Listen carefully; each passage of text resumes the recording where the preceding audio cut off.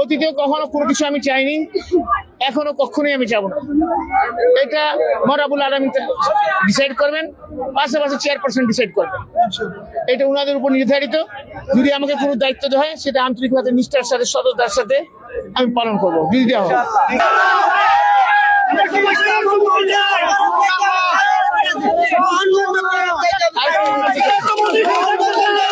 আমি বরাবরের কাছে আরেকটা দোয়াই চাচ্ছি।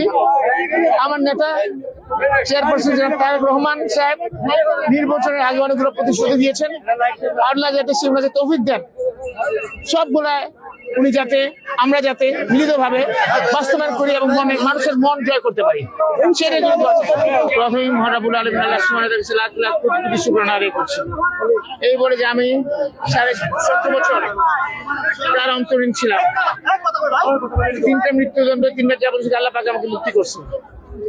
দ্বিতীয়ত, নির্বাচন করার সুযোগ করে দিয়েছে আমার চেয়ারপারসন নমিনেশন দেওয়ার মাধ্যমে। 3 নম্বর, নির্বাচন করতে পেরেছি। চতুর্থ, আল্লাহ পাক আমি অনেক ভোটের ডিফারেন্সে জিতাইছে, এমনকি প্রতিটা সেন্টারে আমি জয়লাভ করছি। সেটা একটা বিরল ঘটনা। সেই জন্য মহারাবুল আলম আল্লাহ সুবহানাহু ওয়া তাআলার কাছে লাখ লাখ কোটি কোটি শুকরিয়া আদায় করি।